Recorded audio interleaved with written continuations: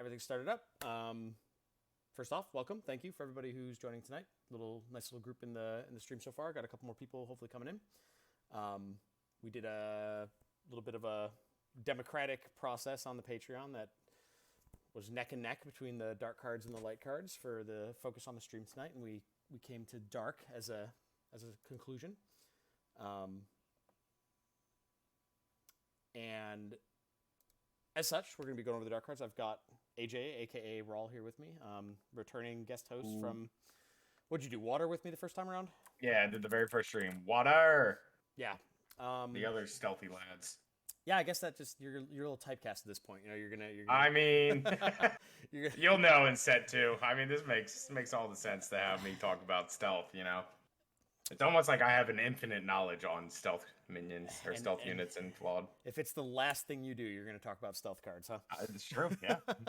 All right. Well, yeah, we're gonna jump in. We're gonna try to streamline a little bit more this week. I think each week we do it, we're kind of trying to do a little more of a concise process. In the earlier streams, we kind of went through some of the card types and talked about game, rules and got set the tone a little bit. I think tonight we're gonna realistically just go through 8 essences, go through 20 cards, and try to be kind of concise and talk about some of the input and output and like the things that have been performing and testing.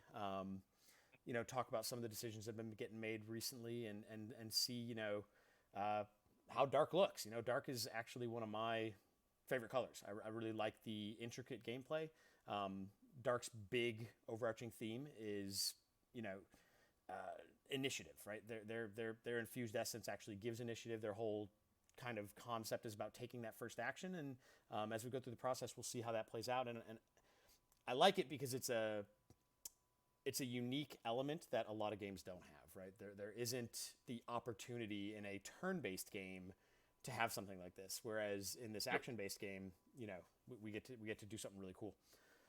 Yeah, absolutely. Yeah, the initiative part is super cool, and we have a few people in testing that are like real big into taking that first action, and there's a lot of things you'll see here in Dark of why having the first action is very important and how much advantage you get for having that first action. Oh, 100%. Of the turn. Yeah. I mean, I'm not going to put anybody under the bus, but we have a local guy here who is becoming known as the initiative police.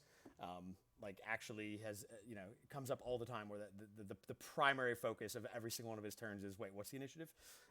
So it's literally he's missed out on 6 damage earlier today because he wanted to make sure he had initiative. I mean, hey, going first is real good, I guess, but yeah, it's there's definitely a balance, and you got to work on that. But take a look at the essences. I mean, we've seen this in every color. You've got your basic essences off the start.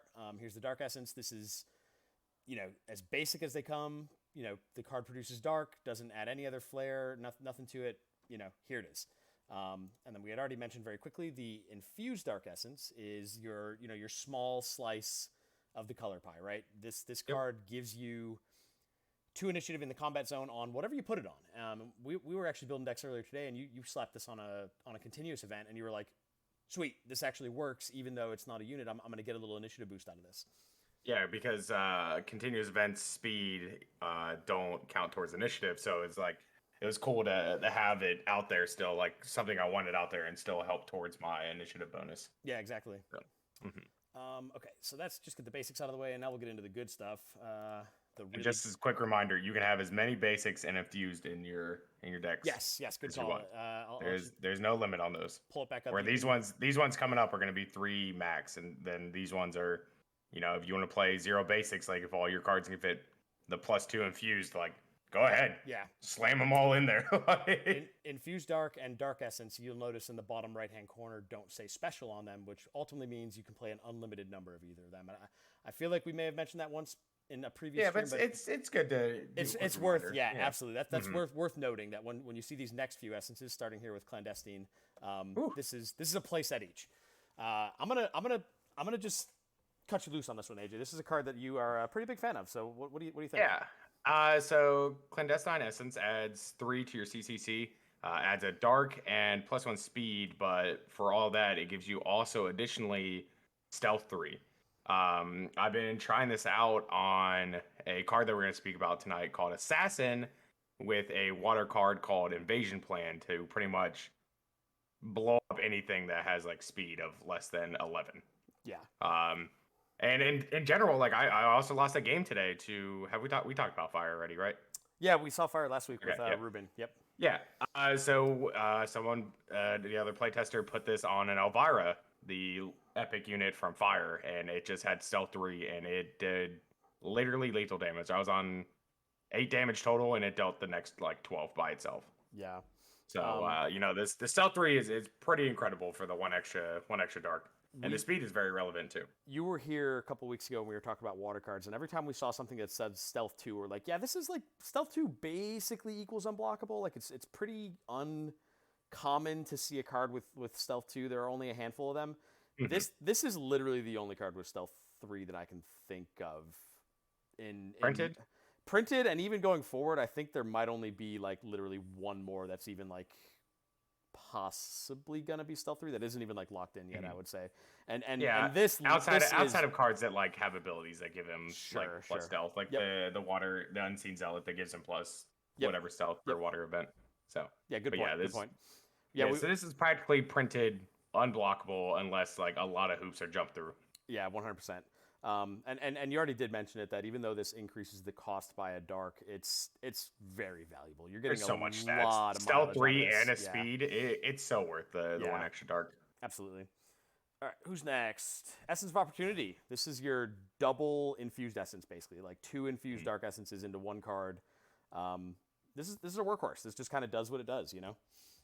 Yeah, I haven't gotten the opportunity to play it on too many set 1 cards because I love my 3 CCC and 4 CCC cards to start off. So putting this on cards in my deck are hard. But in other playtesting, I've definitely seen this on like a 1-drop that just steals initiative for like 6-7 turns by itself. Yeah, Future League, this card actually becomes ridiculous because there are so many cheap cards you can put it on. This card really goes nuts. And the +4 initiative is real good too to try to like you haven't like played it, like if you play against air enough, you with their billion speed going on, the +4 initiative actually helps you fight air really well, and you'll see why you need the help beating air on initiative once you get to air. Ruben's in chat right now says that he loves this card. This is an all-star if you build your deck around the dark sub theme of, I'm gonna take the first action and and I will take it again and again and again and again. This thing can really hold it down. Absolutely. Essence of Surprise. So this is a really unique one. This is one of the few cards that actually has a resource zone ability on it. There are a handful, and there's a ton of design space there that will be explored, going forward and stuff. But it's a twist that a lot of other games don't have, where your card is valid to be played in multiple different zones, including as a resource. So you get this card that says, as your first action, you can play this card from your resource zone. So this is, both a payoff for holding initiative and also just a really unique effect that comes along with that. Yeah, I this is actually my favorite Dark Essence. As a control player at heart, being able to resource, put this on a card that I want later in the game. Yep. And being willing to resource it away for practically free. And then just go, oh yeah, this guy I played turn 1 for a resource, yeah. Here it is. Here's my big dumb epic unit that's been sitting here the whole game. Yeah, this is actually my fiance. It triples up. It's like an extra card in your hand theoretically at all given times. It's a resource, and then eventually it gets its full card effect once you actually play it out of the resource zone.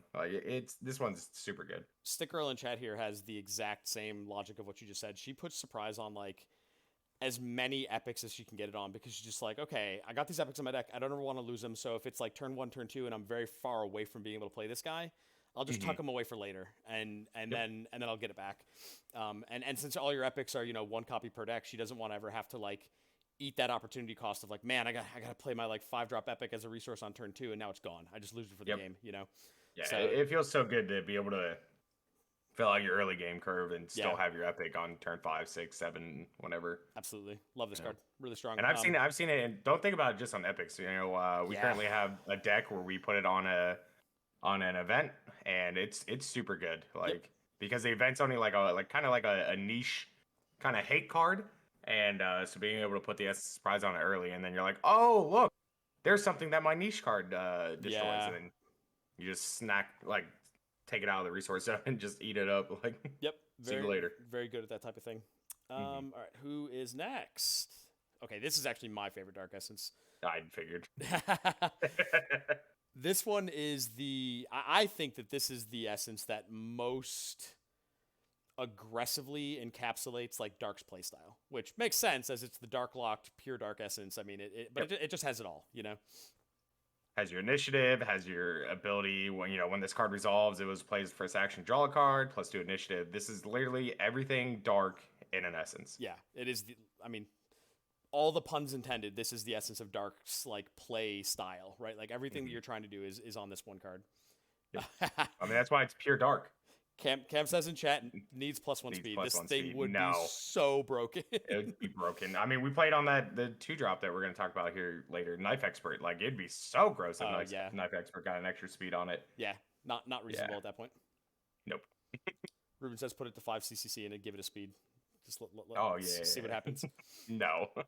Slick Essence. Just a baby version of like the other things. +1 initiative, +1 speed. Yeah, simple but very effective. A lot of the colors have an essence that's kind of like in between an infused and a double infused, and this is Dark's version, right? This is like a 1.5 infused. It technically does give you 2 initiative, right? Because you get 1 from speed, 1 from initiative. It does, yeah. But then you also are getting the big benefit of actually getting a full point of speed instead of just initiative, you know?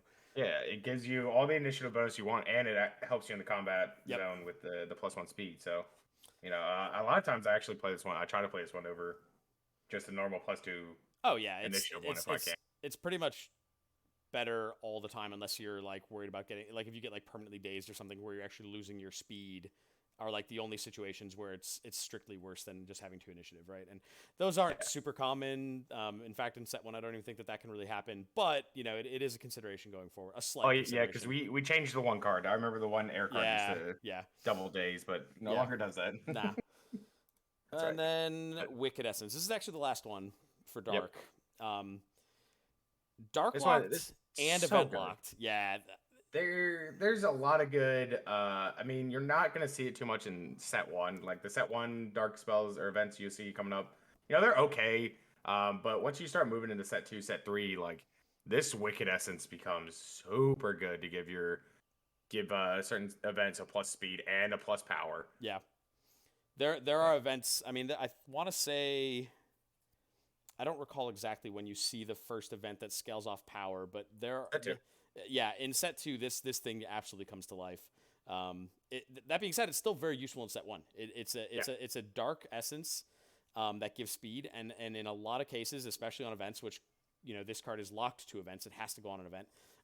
Dark cards really get a lot of benefit usually out of being dark bound, meaning their essence is dark, and turning your 0 speed card into a 1 speed card is always a big advantage when it comes to events, because then you're playing it in response rather than taking your own action. And both of those things kind of coming together on one essence. This essence makes it into 99% of Dark decks. Like, it is really hard not to play this thing. Any deck that starts playing Dark, and it's just like, here you go. Which Dark event am I putting this on? Like, you start there. Like, you start there before you start with your infused and basics. That makes sense. Or even duels. Like. Yep. I've actually got my playset of Wickeds. Where's this going? All right, now for everything else. Yeah, there are some decks, or not even some decks, but there are some strategies where like you're building backwards, because you say, okay, I need to have like this essence, and this essence. What do these go on? Because that's gonna like actually define my core strategy. Yeah, I mean, we literally did it today over 2 decks. Yeah. Ruben's saying in chat, if you don't have this in your deck, rethink your deck. Like 100%. He's super good. Not an understatement. This is really really strong. And we haven't even really said this. We haven't even addressed the simple fact that this thing gives a power and a speed, and it's only 1 CCC. Yep. Right? So it basically goes on everything. CCC events are like even more broken now. Yeah. Because you're able to add to it. And I don't know if we talked about it, but this doesn't have to go on a monocolored dark event either. Like, it can go on a multicolored dark event, and sure, we'll show you some of the spice that Wicked Essence could do with multicolored dark events coming up. I just realized I didn't have the shrine open, so I'm pulling it up right now. And there it is. The Hall of Shadows. Tactical High Command. welcome to Initiative Matters, guys. Like, here it is, right off the rip. Yep, the shrine gives it all. Like, Yeah. play your first dark. If you play Darkness card as the first action of your turn, deal 1 damage to all enemy structures. So that includes their shrine. Yeah, absolutely. I mean, it just gives you a little bit of an incremental value over time. Yep. It's kind of a middle of the road shrine as far as HP goes. It's got 19 to start off with, so it's not small, but it's definitely not big. Yeah, I mean the smallest is what, 17, right? 17 is the lowest from set 1. Yeah. Yep. Yeah, I mean it's not bad. Incremental damage, and if they're ever playing, well, I guess we haven't done that color yet. But we can reverse comment on that when we get to the card. Yeah, there's some other structures and some other colors that start clogging up the board state real fast, and then you're just like, all right, here you go. Like, I'm gonna start slowly counting off all your structures. Yep. And this thing actually, because it's 1 damage to all enemy structures, like you're saying, it's kind of a necessary counterplay to the decks that want to just play a bunch of structures, because it can become overwhelming. Oh yeah, absolutely. Like, especially because structures, once again, they don't add to initiative, so they play all these structures, and every turn you're just pinging everything for 1. Absolutely. So. But yeah, this is a nice kind of smooth transition into how much initiative does matter for Dark. Having I'm gonna say free, because you really don't pay anything for this, right? You're just it's very free. It's a free little added bit of spice to like every single dark card that you could possibly play in your deck. Same thing as the water shrine that we talked about. Yeah. 2 weeks ago. Every time you play stealth unit, ping something. This one's every time you play a dark card, ping all structures. Ping everything. Yeah, ping the world. Ping all the things. Cool. And then we're going to jump into the cards, and we're doing these alphabetically today. Yes. So we're going to start. Yeah, boy. With this little fella right here, Assassin. Powerhouse. This is a 4-cost unit, 2 colorless or 2 void or 2 of anything, and then 2 darks. Unit Human Assassin. This guy is stealth 1 all the time. Really strong ability. Second ability says Darkbound. It gets +1 power and +1 speed, which means that if his essence is any type of dark, he gets those stats. And then his final line of text, which is just obviously what makes him ridiculous, is when this card enters play, you may destroy target unit with speed less than this card's power. Yeah, this takes advantage of all the just plus power things. And like I was saying earlier with the clandestine thing, there's a blue card called Invasion Tactics that gives units power equal to their stealth value.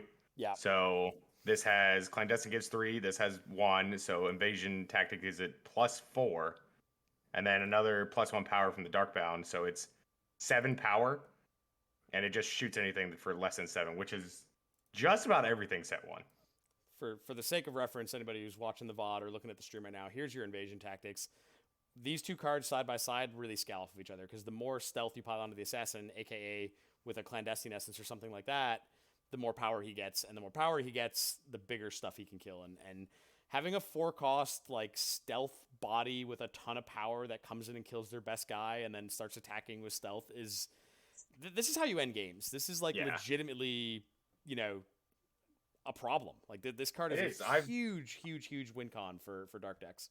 I've personally beaten Ken multiple times of a resolved assassin on 5 and just punch for 10 over 2 turns and just put him out of the game. Card is we've actually talked a bit this weekend. We were doing a whole lot of playtesting this weekend, and one of the things that I've been saying to some of the new people that I'm exposing to the game is that even though the game has a pretty like ridiculous number of cards and possible combinations of cards that your opponent could be playing between the base card and the essence, whatever that may be, you start to learn that some colors just really do have staples, right? And Assassin's not always going to have Clandestine Essence. It's not always going to have Smoldering. It's not always going to have Infused or Pure or whatever. The Essence may change, and the exact impact of the card may change, but this card is going to be in decks. It's going to get played. It's going to be popular. You're gonna be tired of seeing it if you're not a dark mage by the end of it all. But this thing is really strong. I mean, you had a Essence of Might on there earlier. Yeah, we giving it +2 power. Completely ignored Darkbound. We're just like, screw it. We're gonna pump it any way we can. We're gonna get that power however we can. That's right. Sweet. Here's our first epic unit, or the epic unit from the first set for Dark. This is Avarice Darkheart. She's too dark to cast. She's a human tactician, and her passive effect says your first action each turn counts as the first action of the turn.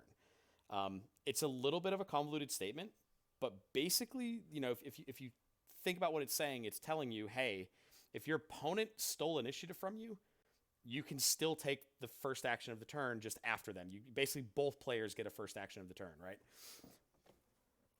Yeah, absolutely. Sorry, I had to go lock my door because there was a certain animal being annoying. Oh, but couldn't imagine. Could imagine. Yeah, I mean, this card against certain decks, like you just lose initiative sometimes real fast, and it's like, you're punished for trying to play this strategy of like everything initiative matters, but this epic fixed it all. Yeah, there you go. She's a catch up for like the mirror type situations if you and somebody else are both caring about initiative. And you also mentioned earlier that like some air decks just end up having like accidentally a ton of speed in play, and then you're like, oh man, you guys are just actually faster than all of my well thought out developed strategies and plans to try to take the initiative. And Avarice fixes it. She comes in and says, okay, your opponent goes first, that's fine, but then okay, my action, technically the second action of the turn, still counts as the first, so I'm going to go ahead and proc my Hall of Shadows. I'm going to get the bonus effects on my cards, like whatever it is that I'm trying to get, I can still get it. And this card actually matters a ton when it does. And she's just a cheap, decently statted little body for the other occasions, right? Like if you've got initiative on lockdown, then cool. She just has some stats. She's only a 2-drop. She's not like a huge opportunity cost to play. And you really don't ever mind having her in your deck. No, she goes in any deck that cares about the first action. It's one of those auto includes, and you're happy to see it almost every time. No, yeah, I agree with that. Okay, and we found a card that cares about taking the first action. That was quick. Wow, really? So Backstab is a 2-cost event, Dark. It's got a very important line of text that says, if played as the first action of the turn, destroy target unit. So again, this is a humongous payoff for having initiative. And then the second line says, if you control an assassin, you also get to draw a card. So assassin being a unit type, not necessarily the card assassin. The card named assassin. Yeah, that's an important distinction. Yeah, I'm going to take this time to quickly go over. When it says the first action, it means the very first. Not your first action of the turn. It means like you went before your opponent, you did the first thing of the new turn after you untap and drew. Yeah. So. And that's important. It's also, as much as I was trying to kind of advocate for how cool initiative is and like the fun things it lets you do, it's also very foreign. I was showing the game to a couple new players this weekend, and one of the guys was actually, kind of took to a dark deck right away and was enjoying it. And he would take his first action without initiative a couple times, and was trying to get the bonus effects, but not realizing that, oh, wait, I didn't have initiative. I need to actually go fully, literally first. Nothing else can have happened yet. And it does. It takes a little tiny bit of getting used to. It takes a little bit to grab that concept that it's not your first action. It is the turn's first action. Because remember, you were all taking the turn together. It's just action-based. Like, if Ken and I are playing and he's got initiative, he's got the first action on the turn. So if I have Backstab in my hand, it's irrelevant. Like, it's not going to destroy anything. Yeah, that top half cannot work until you take initiative. Exactly. Which, I mean, for a backstabby effect, that makes sense, right? You got to sneak up on somebody. They can't know you're coming. They can't know you're there. Yeah, absolutely. kind of defeat the purpose. But if you are low to the ground, in tune with the earth. Oh yeah. Sometimes your stealth is just too good. That's true. Fresh card here. This is one that's taken kind of the current, Yeah, counterintelligence agents, one dark, unit, human assassin, another assassin for backstab. When this card enters play, you may destroy target unit if it has stealth. We're obviously new card. This card has not been in print for a while, so we finally got the paper versions to sleeve it up and start putting it to the ringer. And there's been some pretty cool strategies built around this so far. We're about to see an event. I think the event's next, right? I think it's literally the next card. Yeah. The next card. Yeah. So the next, if right, yeah, it has If to I be. if I know my alphabet right, I think it's the next Yeah, card. I can't remember if there's another card in between the two, but Yeah, I think yeah. it's the next card. But there's some cards in Dark that give stealth, and we have played over the weekend where we have given our opponent a stealth, give him stealth, and then played counterintelligence agent to blow up an enemy unit. Yeah, and Um, that is while it is a 2 card combo, it's strong. it is, yeah. Kill a guy, make a guy is always a strong play, right? So, nothing wrong with that. Yeah, this card's been testing really well. Yeah, I have no qualms with it so far. Like it, I think stats are good. I think the ability's good. yeah, Mana's good. Like it, this card has felt good each as time so far. the only thing I'll say is as far as the position and the design of this card and like where my head's at is my very original notes on this guy, like before he actually came to print. He was a 4 CCC on the very first version, and that doesn't sound like it would be backbreaking on this card, but I'm thinking that, like, even though it wouldn't really like radically change what this card can do, I think juicing that up to a 4 could be a change in the future, just to kind of normalize like how, like, the rate of this card, right? Like, you're just getting a lot out of it when you play it, and it's the type of card that like is very easy to resource when you don't play it. So Yeah. if you just evaluate it over the course of the games where it's coming into play, it's maybe just like overperforming a little bit on the in the times that it's actually resolving. So But that's I think it's fine. It's another one of those niche Mhm. like ETB like enter the combat zone, and the stat line is not the greatest, but it's still pretty good. Like 2 Yeah. HP is not great, 3 power is pretty good, 2 speed is pretty good, better than everything. I like better than 1. Anything better than 1. That's all all you want out of your cards Yeah, for the Ruben most part. got a chance actually to play this on TTS the other day, Mhm. about a week or two ago. We had a couple of preliminary like test decks just to see how the new files were working and stuff, and Yeah. 2 speed Two is speed is backbreaking, and I'll hear nothing otherwise. It's true. He played a lot of cards with 1 speed earlier and could not Yeah. walk into my 2 speed guys. Yeah, Um, true.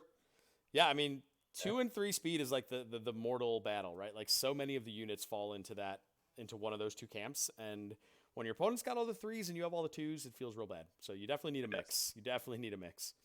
But I mean, we're still testing that. So the only reason why we think the CCC will go up 1 is because we found some crazy essence that goes on it, and it's just like making it just like assassin. Yeah, Actual 4 mana assassin that tries to like have a big build around to blow something up, and this one's just like 1 mana less and doing it way better. yeah. I don't know. Like I said, I'm not Yeah. completely convinced it needs to change, but I could see it. Be on the lookout. Those of us who are paying real close attention to the cards as they develop, that is definitely one that is, it might go through some iteration. Hey, look, it's the card. It's the combo piece that goes combo piece. insanely well with counterintelligence agent. Covert operation. 1 dark event says target unit gains stealth 2 until end of turn.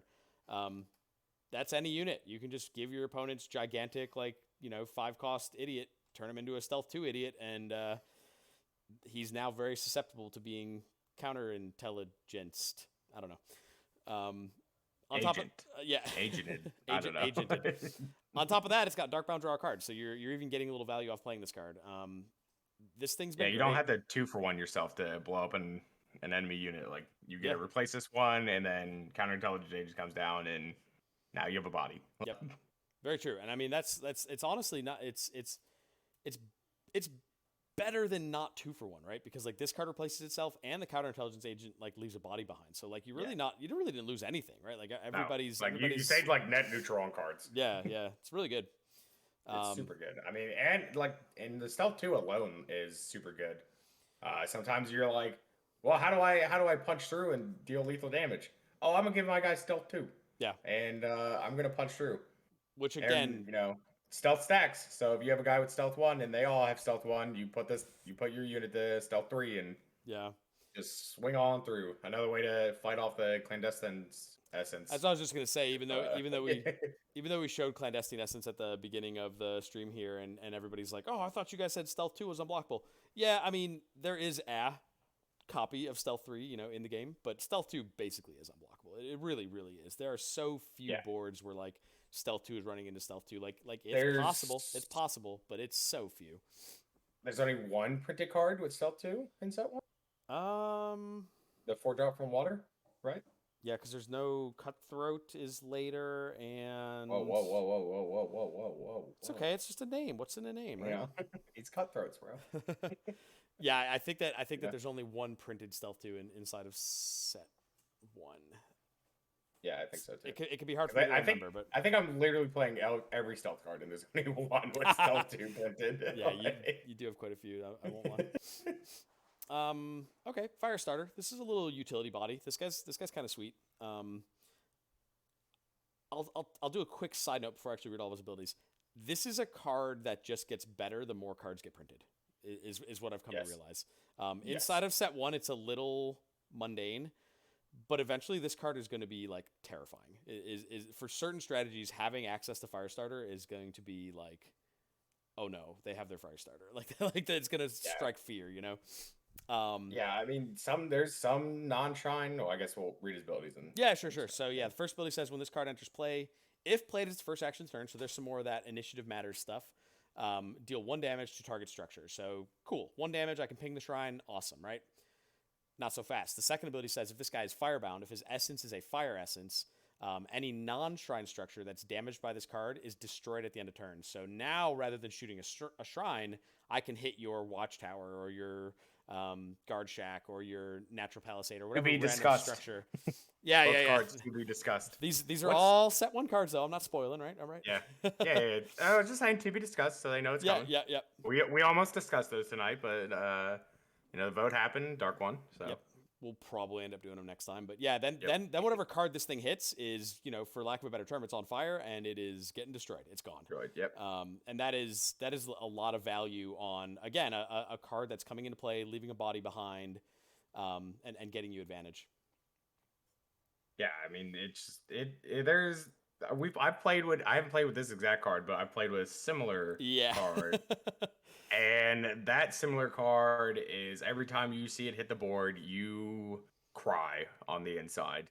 Yeah. And this is just another thing that helps. I mean, even Earth's got that new structure that you just made where your shrine can't be attacked. So that's Natural Palisade. That's not even that new. It's recently gone through a little bit of a change where it lost an HP and lost a CCC. So it just it fit into the curve a little bit better. But this thing's gas. Yeah, there's gonna be a lot of structures that are gonna get in your way, and you're just gonna scream and shout, want to pull your hair out, and then you draw your Firestarter, and you're like, oh, yep, oh, okay, I no longer care. Look at that, easy solution. Easy. First Strike. This card's awesome. You've played this one quite a few times. I love this card. So First Strike, it's 1 dark event. If played as the first action of the turn, destroy target unit with 2 costs or less. Otherwise, destroy target unit with cost 1 or less. You're probably thinking like, oh man, I don't want to waste my first killing like a 2 cost or less. I have played this card a good bit in control decks, and I've given it a plus to speed. So I'll resource prep, and then they'll swing with their 1-drop, and I'm just able to like first strike it down, and keep their threats low while I try to progress my board state and my control aspect. So this card, both sides of this card is very, very relevant text. Yes, this card is kill like a 2-drop or kill a 1-drop is. Both sides are good. When you read this card, you think to yourself, you're like, oh, well, we just got done reading Backstab. If I have initiative and I want to kill spell, why wouldn't I play Backstab and like literally kill any guy and draw a card? Like that's got to be like so good to have in a given deck, right? And it is. Backstab's definitely a card. But then you look at this and you're like, man, this thing is like not nearly as strong. It can only kill units up to 2 cost. Blah blah blah blah blah. Like I feel like I'm not really getting a great return for like holding initiative and like. Even if I have initiative all the time, this thing you technically only can trigger 1 first action card per turn most of the time. I'll just give that caveat most of the time. You'll see we can do it more than once. Yeah. So if I'm lucky enough to have initiative, if I've executed my game plan correctly, why would I want such a low payoff card, right? The answer is this card is still really good when you don't have initiative. And that's the difference between this and Backstab, right? Backstab like borders even on, as like gone. Yeah, Backstab borders on unplayable when you don't have initiative. Whereas this card, like you were saying, just being able to snipe a 1 cost for like trading 1 for 1 basically can matter so much if your opponent's deck is coming in, hot and aggressive. Yeah. I mean, even like, the other argument to play this first is, this is 1 mana over 2. If it's like turn 3 and you want to play a 2-drop this turn, you're like, first action kill your 2-drop, play my 2-drop. Yeah, because Backstab You will know, eat like most of your turn in the early turns. Like you yeah, won't have a lot of options to progress. Very true. Very yep. true. Yeah, and this like helps you get to those that early turns and to get into an assassin on the board to set up your backstab. Oh yeah. So Draw the card and you everything. know that's why it's first striking. Intelligence Operative. This is a 2-cost I tactician, and this is the first kind of peak you guys are going to start to see of cards that are just like, hey, I'm going to sit here and make sure you have initiative. 2-cost unit, one in a dark. It has stealth 1, so you also see that there's quite a bit of stealth support inside of dark, just like there is inside of water. And then it also gives just a passive +2 initiative while having a stat line of 4 HP, 1 power, and 1 speed. So with that speed, you're looking at 3 initiative already. Add any of the various dark essences onto this that add even more initiative, and you can have a giant chunk of initiative kind of floating on this body that has 4 HP. It's like, it's not easy to get rid of. No, I've put in some power plus on this card and just gone to town with this 4 HP, hard to remove body, Mm-hmm. stealth 1, keep initiative forever, and just start swinging in. I mean, it even like, it sometimes eats 2, 3 blocks in Sure. some matchups. If you're far behind and you're able to, or at least in the early game, you're able to eat like their early aggressive, like first 2, 3 turns with 1 card. Yeah. Yeah, yeah, I'll take that every time. I think something that we're noticing, and this has always kind of been on the table, but like at least within the set 1 testing we've been doing most recently, 4 HP is kind of a magic number, right? Like there are so many aggressive attackers that deal 3 at a time, and there's like a handful of like interaction and stuff that do 3, and like cards that care about having 4 HP just makes you so much stickier. Like your opponent is almost always going to have to like interact with that card twice. It's very uncommon to just like eat 4 all at once, at least especially in the early turns. I mean, this is a 2-cost card. This guy's coming out pretty quick. Turn 2 turns out. Yeah, most of the time turn 2. I mean, unless you had to sneak like a first action backstab, and yeah. Ruben just said, he says Red's downfall is 4+ HP guys, because they always get like a free defense, because Red is just packed with 3 power attackers. Yeah, 3 early 2 and 3 power attackers, and you see a 4 health guy, and you're like, well, okay, just swinging into that twice. That's gonna be a minute. Yeah. Knife Expert. This card is really sweet. Yeah. Also getting run through the ringer right now through a lot of testing. Yeah. 2 decks with full playsets right now. Yeah, sitting on the table right behind me. Yeah, the Yep. Water Dark and the Dark Fire. Yep. So this guy's double dark to play. This guy's a tactician and an assassin. Pay very close attention to that going forward. Having multiple unit types is big game in some cases, and we'll actually see a card later on that actually cares about this a lot. But another unit that has stealth 1. Like I said, there's a pretty good amount of stealth support in these 2 colors, water and dark, in the first set. And then really interesting ability here. This one is actually this can cause some really bananas turns to happen sometimes. If this card attacks as the first action of the turn, take an additional action. This action counts as the first action of the turn. So you basically get 2 firsts like back to back. Does not punish you for the open turn attack. Right. And if you're playing the type of deck that's trying to get that damage in, this can really do a lot of work. Yeah, I mean, even like stat line's still pretty good too for just 2/2/2. It's half a Wendy's. Yeah, nice. And yeah, it's on a 2-cost, and actually something to call attention to. Speaking on the stat line, this guy only has a 2 CCC. You can put a lot of different essences on this. Modifying I think we had stats one of the Essence of Combat on it for a while. Made him a 3-drop and a 3/3/3/3. We've played with Essence of Combat on this guy. We've played with a couple of different things, and yeah, it's having that versatility makes it where you fit it into your curve where it needs to fit. You fit it into your your combat order where it needs to fit, and you can do a lot of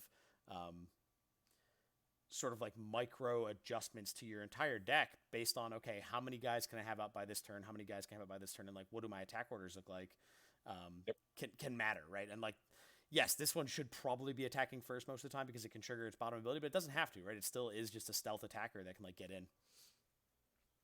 Yeah, if you're even confused a little bit, you're like, oh, what order should I do these things in? It's like, well, I have a free swing with Knife Expert, and I still have my ability to do something else. Yeah, and that's, I mean... See if Knife Expert, baits out an event or something, and it like answers the rest of your turn of like what you're doing. You're like, oh, Right. okay. And They're already down 2, 3 mana on the first action of the turn. All right, let's go. that's a really important thing that I feel like we haven't even really touched on yet. Dark caring about his initiative as much as it does, you get benefit on the front end because there are all these cards that like care about taking the very first action. But you also have to consider the simple fact that if you're like always taking the first action, you are like off to the races to try to prepare in any given turn, right? Knife Expert compounds that, makes it even more likely because now I've gotten an attack in that didn't actually slow me down at all, and then I've taken another action in a row where I've gotten my first action like bonus effect in play. Okay, I'm gonna play my resource. I'm gonna make another attack. I'm gonna play it. Whatever. You're like really ahead of the curve at collecting prepare cards when you're playing cards like this in a dark deck, and that's tough to do in aggressive decks sometimes. Like when you're spending a lot of actions attacking, your opponent gets usually a window of opportunity to, play a defender. You attack, they can defend without costing them an action, and then boom, they're prepping. They're pulling ahead of you on cards. This guy Or fixes even that. like they take their turn and attack into your guy and Yeah. punch it in. Yeah. This one like allows you, if you're worried about that, to swing with Knife Expert, backstab, Yeah. and then you play 2 cards, dealt damage, eliminated their threat, drawn another card. Yeah. Knife Expert, even an assassin. It's all come together, man. Yep. Mercenary. Yes. The anti-dark card. The most hated and most loved card I think so far in Dark. I mean, this card's fantastic. This love this card. Yeah. But, I mean, it's like 50-50 on like favorability though. I know. I know. So Mercenary, we got one of anything, one dark unit, human mercenary, combat zone -5 initiative, and you're getting with that initiative a 2-drop with 4 HP, 3 power, and 3 speed. Massive. You needed massive 2-drop. You needed something to be able to offset the massive stats you're getting, and it works real well in Dark because you got all the initiative bonuses that are going on. So sometimes it counteracts itself pretty fast. I mean, you got 3 speed already on this card, Right. so you're really only looking at -2 initiative. Right. That you have to make on up on the other following cards. turn. Yeah. But again, do not understate. I mean, we just clicked off of a 2-cost card in Knife Expert, right? This thing is a 2/2/2. Take those numbers and practically double them, right? This thing is 4/3/3 for this. Actually, not even the same cost. It's easier to play. It's a colorless and a dark. It's literally easier to play and almost double the size. Like this card holds the board so freaking well that even if you do lose initiative with it, it's like, who cares? I'm so safe behind a mercenary on turn 2. Like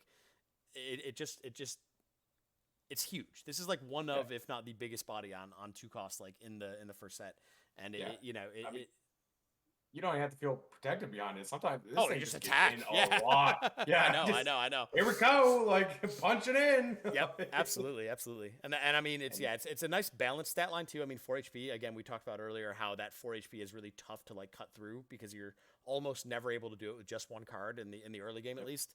And then 3 speed just makes it like 3 speed is. It eats a lot of early drops. Yeah, in the early game, it's just grunts and all kinds of stuff at 2 speed. And it's just like, well, okay, I guess I no longer swing. Yep, just gonna completely ignore combat and kill everything because I'm faster. Yeah, this card's great. This card's really great. It's like, I mean, I introduced it. This is the anti-dark card because it kind of hurts your core strategy, but if you can make up for this initiative elsewhere or just have a couple turns where you don't care about initiative, this thing can do a lot of work. Oh yeah, absolutely. And just as a little reference here, a little key point, 0 is higher than -2. It is. Yep. So you do give up initiative to your opponent the turn you play this. Yeah, most of the times you will. If you play it on turn 2. Like if it's turn 2, going to turn 3, your opponent will have initiative unless you had something with like other bodies. +4 initiative on turn 1, Yep. So all right, next card, Opportunist. Another little tactician boy here. This is 1 colorless and 2 dark. Really solid stat line. It's a 3-cost unit that's got a 3/3/3. I mean, there's nothing wrong with that. Nope. And then another payoff here. For this card attacks as the first action of the turn, similar trigger condition to the Knife Expert. It gains stealth 1 until end of turn. So not always stealthy, but if given the opportunity, it'll get in and I mean, again, this is another card. Maybe I need to look at this for balance. I feel like there are a bunch of dark cards that have really low card construction costs. Like this is the second pretty decent stealth attacker in a row that we've seen with with the ability to take any essence. I mean, this thing can run the gamut. This one I played tested a lot, and I do agree. I think that's another conversation, anyways. Just about the card. I've dealt lethal damage with this card numerous times. Yeah. You know, he comes in, maybe blocks, kills something, then go in the next turn, and I go, all right, attack with the Opportunist. You're like, oh, block. And it's like, nah, it's first action. Yeah. Stealth one. Yeah. Like, get in there. Yep. Yeah, I mean, I know you said it's a separate conversation, but I mean, these streams are meant to be kind of like design streams anyway, so I don't mind talking about balance on somebody like this. So it needs to go to 4. It might. From all my play testing.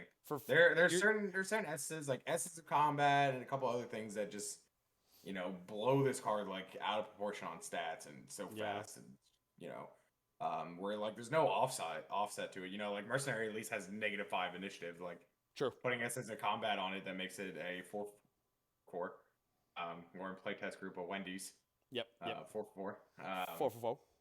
So, you know, there have been plenty of times where I've looked at this card and I'm like, all right, this might be a little too strong with stats. I don't. Yeah, Ruben says Essence of Might. Essence of Might too. Yeah, I've played that exact version.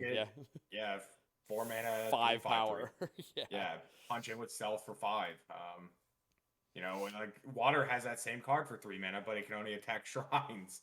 True. This one can do anything with Essence of Might on it. True.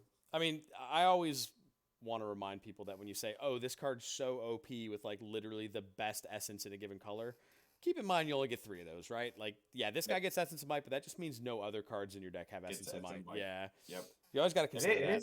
It is a big. Like building restriction. I mean, I gave up one of my strongest blue essence earlier to make one of my events a lot stronger, and it changed the whole play style of that deck and made that deck like a lot better. So I mean, you know, it's certain things that you're like, okay, how bad do I want to lose this super good essence just to have like this kind of like tricky, cute little moving from one card to another is always this big opportunity cost where you're weighing the pros and cons, right? It's like oh man, it just keeps happening. The opportunity just keeps presenting itself. I'm telling you, it's like there's so many. And here we go. Here we go. This is why I said pay mine to Knife Expert, right? Yep. Because Knife Expert gets paid. It's time to get paid. Yeah. It is payday. So this card is 1 in a dark, and it's got 3 lines of text on it basically, and they all do the same thing. They all draw a card, but they each have a condition, right? So the first one says, if all enemy structures are damaged, draw a card. Conveniently, your shrine can deal damage to all enemy structures. So this is you know, it's not that hard to set this up. Second ability says if you control a tactician, draw a card. Third one says if you control an assassin, draw a card. Those are the 2 main unit types inside of the, you know, dark color for at least the first set. It thins out a little bit in some regard as you go deeper, but Knife Expert qualifies both. Knife Expert has both of those unit types on it, so I mean you can pretty easily just go like, you know, turn 3, draw 3 cards. You can. There's actually a really sick curve you can do where you just play Knife Expert on 2. On turn 3, if you have initiative, you attack with Knife Expert. You get your 2 damage in, gives you a bonus action. Play Payday as your first action of the turn. Trigger your shrine, damage everything. If they had any additional structures to play, whatever, they're all damaged, and now you get to draw all 3 cards. Yep, like guard check and stuff like that. It just shuts it all down. Just hits everything. Yeah. And like. It's super good that the ability gets a resolve on the shrine, you know. Yes. Set up like that. So that way Payday can at least like, if this is the first action you take, it at least will draw like 1 card. Yeah. Even on an empty board, it at least like on an empty board, it will at least 2 mana draw a card. But you know, most time in a dark style deck, you're getting 2 cards off this on average. Yeah, 2 cards is pretty tolerable, pretty reasonable. But you 2 mana draw 2. And the third one you got to work a little bit for. Yeah, but, you know, there's certain cards that make it a lot easier. You look for those opportunities, and Knife Expert is like the king of this card. Stop saying it. You said it. I'm telling myself. Okay. I mean, once we saw opportunity, I don't think we said the word opportunity once. I know. Then Opportunist came onto the board or onto the screen here, and it's been nonstop opportunity jokes. So I know. What a mess. This card. Yes. I'm excited to see how this one works out. This is because we also just got this one printed in hand. Like it's just like we got this in our hands. What would you say? 5 hours ago? If that. This is never before played. This has not been played ever. There was not a digital copy of this card. Today. Yeah, this was That was it. this was in a future league file that had like not been processed yet. And we were, I was doing some set balancing recently and like looking at set one and kind of trying to get an idea of what types of cards, different colors are missing and do some balancing, whatever. Moral of the story, this card got accelerated up to the first set, and literally has not been cast yet. So we're excited to see how it goes. Yeah, I mean, so this card's, I guess we'll say what the card is. Card Pillory, costs 1 dark. It's a structure. One that's in the combat zone. You can tap it. Target unit cannot attack this turn. And it has 1 HP, so it is easily killed. But its ability, like, so far in just words, seems real good. Because like you said, we haven't been able to fully playtest it. And the guy that cares about initiative just said he's in love with this card. He hasn't seen it yet, but he loves it. But I'll say this effect is like, because I mean Griffin, like we've seen Griffin. Yes. Griffin with theoretically power. a billion power. Like same number. 2 shots to shrine. Yeah. I mean, it's really on a number line. They're like relatively close. They're like very close. Very close. Yeah. I mean, like being able to say a card can attack is super good. I don't think it's overpowered because only one unit can attack this turn, and it only has 1 HP. Yeah. So there are a lot of ways to deal with this card immediately. But Firestarter would like a word. Yeah, I mean, Firestarter just insta kills it. I mean, there's some other things that deal 1 damage to everything. Yeah, and Firebomb. You've got like the Ruben just mentioned in chat. If you don't have initiative, you can just proc his Great Hall or his Hall of Shadows and destroy you with that. And those are all important data points to even say out loud, right? Because this card does have only 1 HP. It also has 0 speed. And so you have to waste your action, but you can give it a speed with the 3. You can, but then you're not giving it an HP, right? Like that's the big payoff on this card. Is it's like, okay, do I want a combat trick to deal with something, or do I want to waste my action and make it harder to kill? Icy Finney just said in the chat, he says it does hold speed essences, and it does. There are a number of options for giving it speed, but then it's so susceptible to just getting popped for 1 damage. And in set 1 and all the playtesting we've done for set 1 only for almost a month now. Yeah, it's been even longer than that. I feel like we started going like super hard on it like a month ago. There are HP and speed essences. There are a couple of ways to juice this. I mean, I don't necessarily want to use my essence of combat on this, but But if you're wasting your essence to give it a speed and an HP, you're most likely only giving it 2 HP then, and like that's still like not the greatest in testing so far. Sure. But like some essences, when we get to them in light, some of them can give them. Yeah, there is one light essence. There is one light essence that I'm going to, hold back. I'm going to reserve. I'm not going to spoil it today. We're going to see it. Yeah, this is a dark stream. It's 8 p.m. during daylight savings. It gets dark at 3 o'clock Eastern Standard Time. Like this is a dark stream. We're not talking about that light. The sun's sleeping. We're good to go. It's dark. Fully understand. But yeah, I'm very excited to see how this card works. One of the other things that I think we lose focus on with this card, it is a 1-cost dark card, right? Yep. If I'm trying to get cheap triggers on my Hall of Shadows, I can just play this out while having initiative. Boom, deal 1 to all your things, and I've still got my whole turn in front of me, and I've made your turn tougher on you because now I've got Pillar in play, like shutting down one of your guys, and I didn't have to commit a lot to this card. As fragile as it is, it's not like your opportunity cost is super huge to play it. Yeah, I mean, because like if you're playing against an Earth deck, like once again I'll reference Griffin because it is just like the end all be all attacker of set 1 so far. Yeah, true. I did multiple games yesterday. I did multiple games yesterday playing at locals where I was just like the board kind of like trades off, gets real thin, and I'm just like Griffin. And I'll attack you for 10. Next turn starts. Open attack for 10. Did you draw the kill spell? Okay, you lose. That guy just ends games. So like this also being 1 mana too is like you play this for 1 and you just blanked an entire 6 mana unit. Yeah. Like if someone like you untap in turn 6 and you have initiative and play Pillory, like I am no longer playing Griffin. Yeah, that's dubious at best. If I don't have anything else like on the board, I'm like, well, what else does my hand do that's not Griffin on 6? Yeah. Because Griffin is irrelevant right now. Very understandable. Ruffian. Yes. This is a card. Man, I'm starting to realize that I love like almost all these dark cards. Dark's a pretty good color. I mean, you know. It's one of the try. It's one of the tries. Yeah, one of the main three. One of the main three. No, it's dark. I need to stop saying stuff like that. People are going to start to believe that, like, when the designer, the developer, the inventor of the game is like, yeah, there are literally like three colors. There are like three main colors. Like, they're going to think that's true. They're just going to believe me. Well, listen, for all the Rawl memes and Rawl out there, if you guys have paying close attention to streams, you could probably pick out his three colors and you'll see in set 2. That's all we're doing. We're memeing on a soon to be spoiled card for set 2. Yeah, that's all that's happening. I would don't listen to him. Not nearly soon enough. Set 2 is a waste. Listen, I mean, on a number line, like everything is soon, and like a year from now is practically like super soon. So yeah, that's fair. You know, it's not a year from now, probably. We don't know. We will see. To be determined. Ruffian, 1 dark. This is an aggressive threat. We saw last week. Fire has a card called Grunt, which is 1 fire for the exact same stat line, 2/2/2. Right. The difference being the CCC. Right. Grunt has a 3, so it can take a lot of different essences and really modify itself to like fit the bill a little bit better. Whereas Ruffian gets a 4 CCC, it has much more limited options.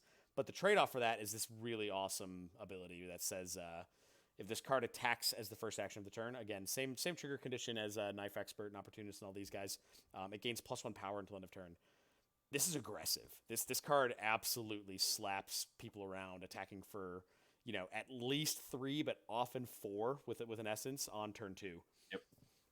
I mean, it's dealing 5 to 6 damage by turn 2 on average. If your opponent doesn't have any way of stopping this, like you swing the first turn you play it, then you open attack, swing with it again, and you're just like, all right, take 6 before you play your second resource. I mean, you're underselling it. It's either hits for 5 or 7, depending if you have the power essence on it or not, right? Oh, that's true. Yeah. It's 5 or 7. Yeah, which is 7 is like a ton. Well, that's 6. 6 is the average. You know, you take 6. Sure.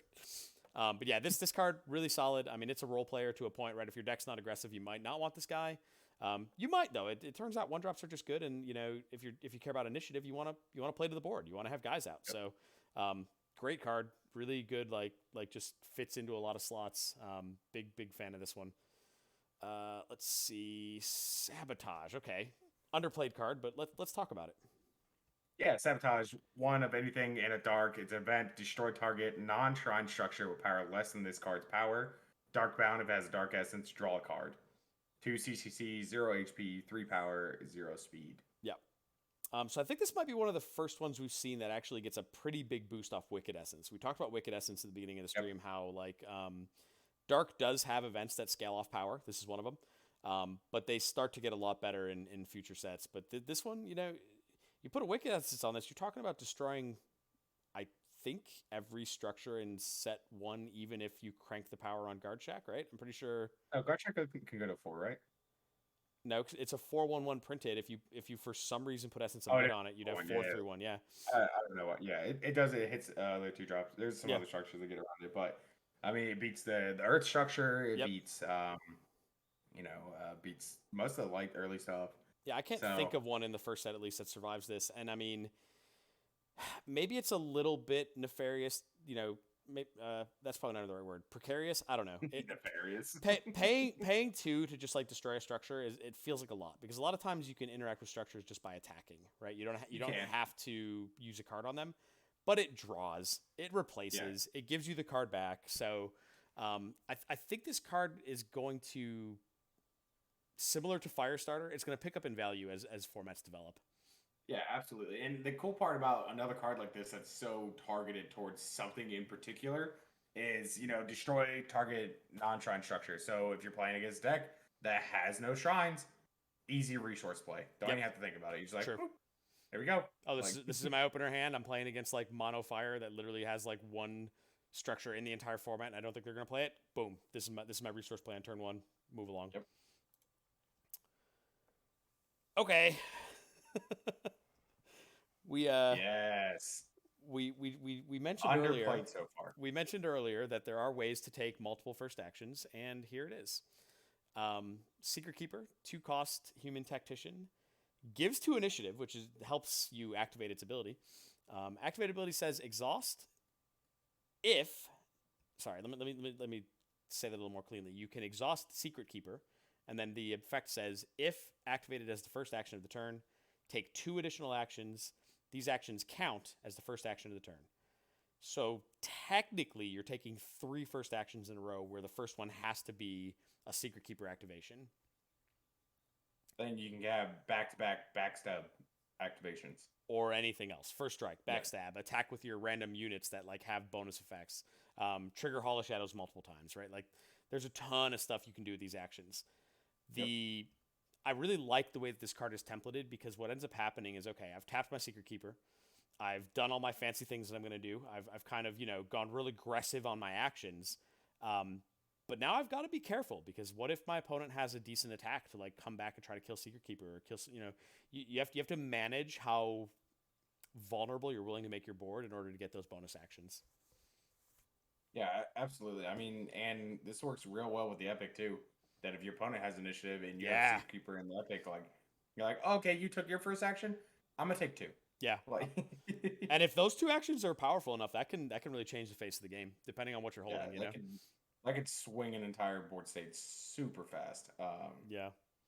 You're so far behind, and all of a sudden now your opponent's like, oh no, like. Yeah. I want to jump quickly into the next card just because they're so similar. This is Secrets in the Dark. This is basically an event that reads the exact same as the activate ability on Secret Keeper. So these 2 cards both kind of do the same thing. And I think these are really important within the scope of the Dark Tribe, to have access to their plays, right? Like the Dark cards all care about going first. Well, you only can go first once at a turn normally. So putting these in and giving access to like doubling your first actions makes it so that the deck doesn't get kind of like cramped on what it can possibly do. Yeah. And it, like, a lot of times you might feel bad that you're like, oh man, like, I have all these first action cards. I can't do anything. And then, these 2 cards really help you, fix that game plan where you're like, okay, my cards feel like they do something again. Right. I mean, you get to leverage them a lot stronger. You get to get a lot more out of packing that value into your deck, right? This is the like ultimate payoff for, hey, I worked hard all game to hold initiative. I played my guys. I played my Dark Essences. I'm holding the board. I've got, bonus to initiative, whatever it happens to be. I'm going to get the payoff. And then bam, Secrets of the Dark shows up. You get to take 2 more actions. They're both going to be amped up in some way or the other. And that's really powerful. Yeah. Yeah. It makes you feel okay slamming all those first action cards into your deck. Strong Arm Thug. This guy's popular. This guy's popular and not popular all at the same time. Yeah.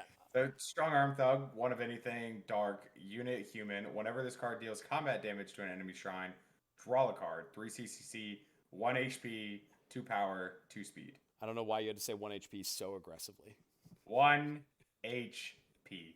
There, we've had a lot of. Oh, he knows. Someone in chat. Oh no, he knows. So we've had a lot of testing today of specifically a water style deck with stealth against an aggressive deck that plays Strong Arm Thug.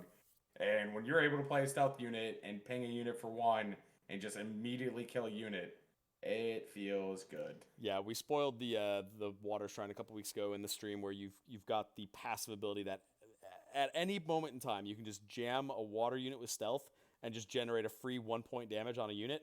You cannot just let Strong Arm Thugs hang around against that shrine. This guy is going to die instantly. It doesn't have a chance. Yep, you play him as your first turn. I play a stealth unit as my first action, and I go goodbye. Yep, get him out of here. You don't get it. Get him out of here. With that said, this card is also beating against control decks. Yeah. So a lot of control decks like to prep in the early turns and get that extra card advantage, and you're like, well, man, I wanted to prep. Like, I want the extra card.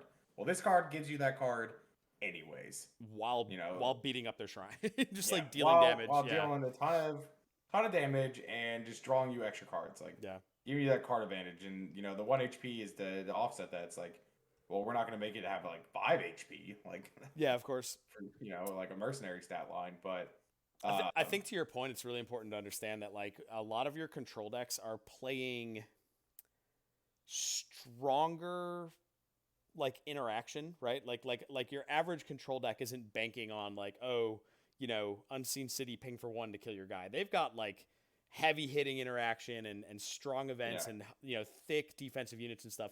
And when you've got to use like a premium like 3-cost removal spell just to kill a little strong arm thug that technically could have died to 1 damage from like any source, you're already kind of falling behind, right? And this card demands an answer. So like against the control decks, yeah, you get to get in a couple times, draw a couple cards, whatever. They have to do something about this guy. They can't just leave him sitting around. Yeah, it's like, like I don't want to waste my super good removal spell that I'm saving to beat the epic unit you're gonna play on like turn 5. Yeah. Now I have to be like, well, do I save it for that, or do I just hit him now? Like, Yep. kill it now, and then try to figure out a different way to beat the big unit coming. Because leaving this card unanswered for multiple turns make your preps irrelevant, and it makes the aggro deck just equal on cards with you, and you never want that. Yeah, that's a nightmare. Yeah. Epic item, Subterranean Network, the Shadow Door. It's a 2-cost epic item.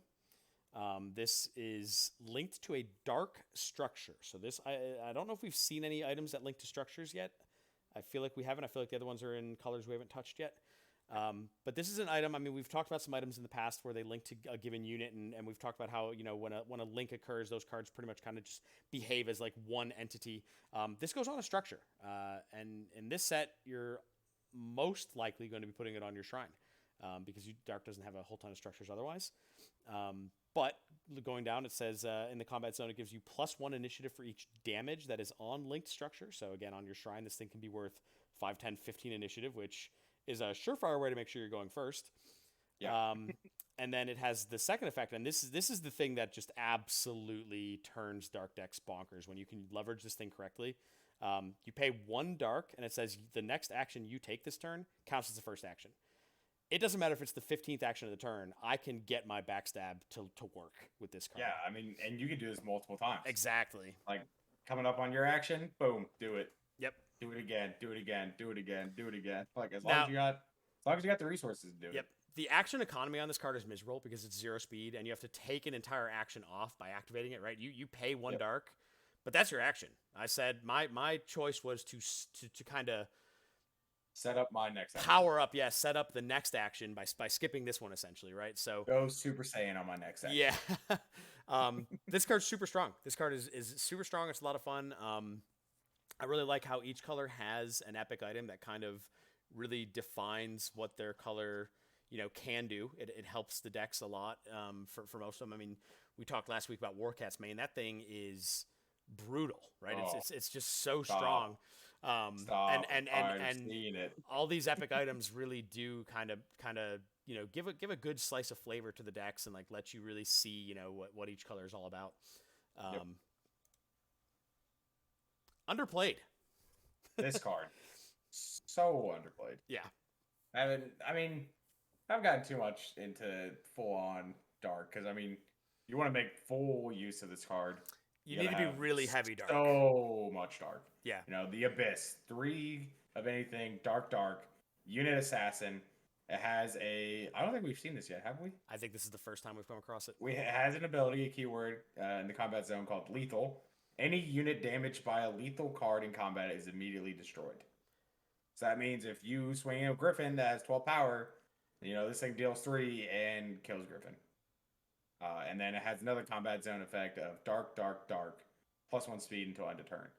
And it's 6 HP, 3 power, 2 speed. So if this is late game and you just have like a ton of Dark sitting around, you can just go ahead and pop anything and save your Abyss. Something with like 4 speed but like 7 power. Maybe you pump this 3 times, make it a 5 speed, and then you just go, see ya. Like, that's the thing that's kind of crazy about this is this ability on the bottom here that costs triple Dark to increase its speed. That is not an ability you activate often because your opponent's just not going to give you the chance. They're just going to like not attack or not defend or not get tied up in a combat where you activating that ruins their day because ramping up speed with lethal just means that anytime you get into a sword fight with this guy, he's gonna kill you. He's just gonna win the fight. unless you really get into an awkward situation where you've used up all your resources for the turn, this card holds it down. This thing is really, really hard to get through. Big HP, pretty decent power. Like there are some cards that can leverage its power and put a hurt on it. But generally speaking, this thing is really strong. I said at the very beginning, I feel like it's underplayed, and I think it's just mostly a matter of like our set one testing is multicolor everything. Yeah, we really need to maybe put out the call to arms and be like, hey guys, let's maybe build some like not monocolor decks, but let's build some like really heavy color decks. Like let's build a deck that's mostly dark. Let's build a deck that's mostly air. Let's see what's available in these strategies, and it's just so fun to mix and match. I mean, yeah, it is. It's so fun to test things out. And, yeah, when you're building decks, you always from extra like opposite sides. Yeah, you always sit down and say, "Oh, okay, I've got this sweet card. What essence am I going to put on it? Oh, I've got this sweet idea. Which other color supplements it? I mean, you built that really sweet stealth deck. God, you started it yesterday. It started as an Earth Water deck. In 24 hours, it became an Earth Dark deck. You just changed an entire color. And it's way it's way better. And like that's something that like I said Earth Dark. I meant Water Dark. I misspoke. Water, it was started off as Water Dark, or it started off Water Earth and then moved to Water Dark. Exactly. And it's like that's another cool thing about being able to get in there and like once we open up TTS to everyone, you like don't be afraid to just be like, you know what? Let's try a different color combination. Yeah. And because we do it every day, like almost all the time during testing, we're like, what if we tried this strategy but with these two colors instead? Yeah. And it opens your eyes. Like each one has their own advantages for why you chose these two. But Absolutely. like until you fully like deep dive in there and try out like all the color possibilities in there, you're like, well, this one plays the best, but I like this play style better, so I'm gonna run it this way. Yeah. Ruben's typing in chat right now. I already know he's gonna say, or you can just play fire. Oh no! I was wrong. I love my 3-color decks. I was literally gonna call Ruben out for just always wanting to play mono fire, and he completely proved me wrong and said, I love my 3-color decks. How does that make you feel? I'm a sham. I've typecast my friend. I make him feel bad. I should feel bad. Everything's awful. Yeah, this is the fire. Fire is 3 colors, right? Nice. Listen, man, you just got to get rid of all them dark cards. That's the last dark card for the stream tonight. Yep. We've got Rep made it all the way back around to Assassin here. Awesome color. I mean, a lot of the cards might look a little bit similar, and you might be tired of reading if it's the first action of the turn when you're going through this color. But I have to really stress like the unique play style of like caring about initiative. Fighting for the board, not because you need attackers or defenders, but because you need to go first. It's a really cool gameplay, and it can be really rewarding if you have the deck that cares and you have the deck that can pull it off and kind of micromanage those plays and get the big payoffs. It's really cool. It's a lot of fun, and it's like I said. I mean, I can't stress enough how unique it is to have a rule set where you can incorporate a play style like this. Yeah, I mean, it's like, and you don't even have to build it in like most decks that are like on the board early and keep initiative early are like aggro decks. Like you just got 1-drop, 2-drop, 1-drop, 1-drop, 1-drop, like back to back to back to back to back, and you just like build a board where like. You can build dark decks as just like super control, super sit back, and let them do like play their turn. Maybe you take 2 damage on that turn, and then you get to untap into the new turn, and you still have the first action because you have plus like 12 initiative on like your 3 items or 4 things, and you just control like that part, and then you get to hit them with your big payoff card and just set them back like a whole turn. Yeah. They're like, well, I just spent all of last turn doing this, and you're like, yeah, I don't care. Like, yeah, nice first action turn. Like, it's the first action time, baby. Like, I'm doing my good stuff. That's always one of the coolest plays when you're playing a dark deck that cares about initiative, and your opponent knows that you're playing a dark deck that cares about initiative, so they're playing along and they're trying to fight for the board. Again, not because they need attackers or defenders, not because they're trying to kill you, but because they know that if you keep the initiative for long enough, things are going to go sideways for them. And you get these really intricate board states where they're like, they're jumping through all these hoops and making these plays, and they're killing your weakest unit just because it gives the most initiative, and stuff like that happens. Then you just bam, you land the big initiative bonus card or whatever, and like all that strategizing and hoop jumping just gets canceled out, and it's a completely different sub game, and it's a lot of fun. I really enjoy. It's a mind game. Yeah, absolutely. Yeah, like we've both been on both sides of the spectrum where we're like, is fighting for initiative against this really like worth it? Like, do I?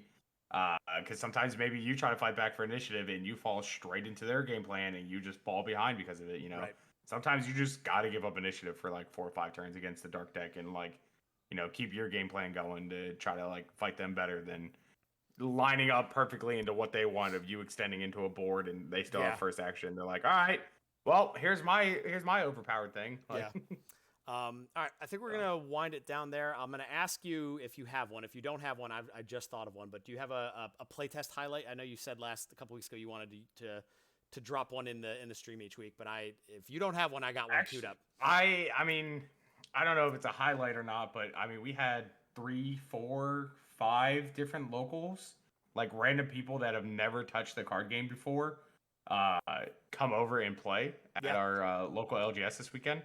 So that honestly, that's my highlight. Like, there's some cool games today, but like seeing that all weekend while I was like, running the counter at work, like watching that happen was super exciting and like made me like super happy on the inside. Yeah. So no, I love that. I appreciate you mentioning it. But Icy Finney in chat actually called it out. He said he wants to talk about the time that I kicked Ken's ass. I just cussed, but that's okay. We literally played a game this afternoon where he had the curve out 1-drop into 2-drop that surges twice to recover 2 resources into another 2-drop, attack your board, killing all your guys, go into turn 3. The power that I have in play is actually lethal on your shrine because it curved out so perfectly. He actually executed a turn 3 kill that I literally could not stop because he just had like he lined up his answers perfectly, and that is the fastest kill we've seen in set 1 playtesting like yet. Which no, I've definitely scooped on turn 2. Yeah, okay. This might not sound like the best thing to all you guys out there listening into this stream right now, but the simple fact that any deck was able to do it to any other deck is actually a breath of fresh air to me because I was really worried that like control meta was going to be super dominant inside of set 1. So to see, Icy Finney just beat the brakes off me today, I loved it. I was super happy to have it happen. Yeah, I was over there messing with like fixing your TV, and then all of a sudden I know look up and it's like, yeah, turn 3, game over. Yeah, like, yeah, literally fastest game I've played in weeks. But other than that, I just want to thank the people who jumped in, kind of gave a little bit of chat. Ruben and all these guys. Modifier will be unstoppable. All right, Ruben. As always, I really appreciate you guys being here. The reason I do these streams is just to try to get some of the content out there.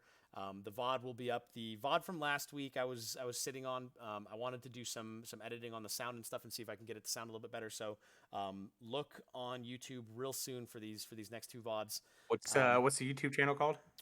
Flawed Card Game on YouTube. Thanks for the reminder. Again, if you haven't yet, tell your friends, tell your family, anybody who's interested in gaming, that type of stuff. Check us out on Patreon, YouTube, Facebook, Instagram. Like we've got all the pages, and we're trying to put out content. I'm gonna say something that I don't want to get held against me, but I am pushing. Holding it against you. I am pushing as hard as I can to get a tabletop simulator mod ready in 2021 for player consumption. So I'm just going to put that out there right now. Anybody who's watching this, anybody who's listening, I'm going to save you a little bit. There are 2 major holidays coming up. I know, but I'm just saying for those people who might get mad that it didn't happen and it came out like the first week of January. Yeah. Actually, there's 3 major holidays coming out, right? Yeah, like, New Year's. Thanksgiving this week, Christmas in 4 weeks, and New Year's right after that. So like, there's big things, big life events coming up. So like, but Ken, I have seen Ken like pushing and like doing his best of like, getting that TTS. I've texted him and be like, hey man, lunch, and he's like, no, hold on, I'm doing like part of this TTS stuff, like maybe in an hour. So like, he is pushing as hard as he can. There is a lot to go on in making that TTS and I appreciate fully that up and running. But I want to have a no Christmas until you finish your flawed from Icy Feeney. I want like his vegetables on his plate. I want to have a playable tier up for you guys on the Patreon. Something that people can subscribe to and actually get access to the game to play soon. That's my guarantee. I'm working on it as fast as I can. This is currently a 1-man operation, so we're going to see. Be on the lookout for that. It is coming. He makes it a 1-man operation. Yeah, I have offered my help a billion times. And nah, man, I got it. And then I go see Ken later that day, and he's like, man, it was so much work today doing all the TTS stuff. And I'm like, wow, it's almost like someone offered to help, and you're like, nah. I know. I just But- like things the way I like them. But anyway, I just again Well, want to thank everybody for I coming. got one more thing. Yeah, go ahead. Yeah. So, for those who don't know, are like gonna watch the VOD on YouTube or whatnot, there is a Patreon. The Patreon does give you access to Discord, and all of us are in here. Ken's in here. A lot of the playtest groups in here. So like, if you see it and you have questions for it, and you're like able to sign up with the Patreon, even for like the $1, like you can come in here, post all the questions you want. We all love it. Like the playtesters and Ken, like we all love the questions and love answering questions. So if you don't feel bad if you join the Patreon later and you want to ask like a million questions, because it's like we're here for that. All of us light up with the biggest smiles whenever we see questions about Flawed, because we're all in it. We all love this game and we love seeing the questions. Absolutely, and that's a good point.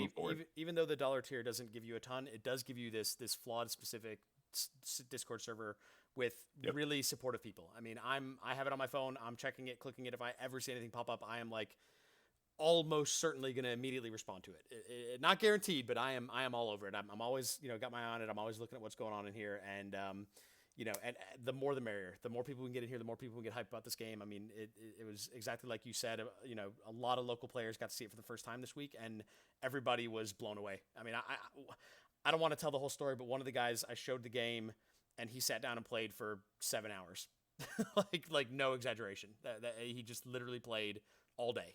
Couldn't get rid of him. Didn't want to get rid of him, but I couldn't if I tried. So it's I really just want to get it in front of more people. I think everybody's gonna love it. So tell your family, tell your friends, anybody who likes gaming, get in here and check us out. So other than that, yeah, thank you to the people who showed up in Discord tonight to kind of give the feedback. Thank you again to AJ, my guest host, Rawl, the Lethal Protector. Dark cards are sweet, really unique, really fun, and we'll see you guys next time.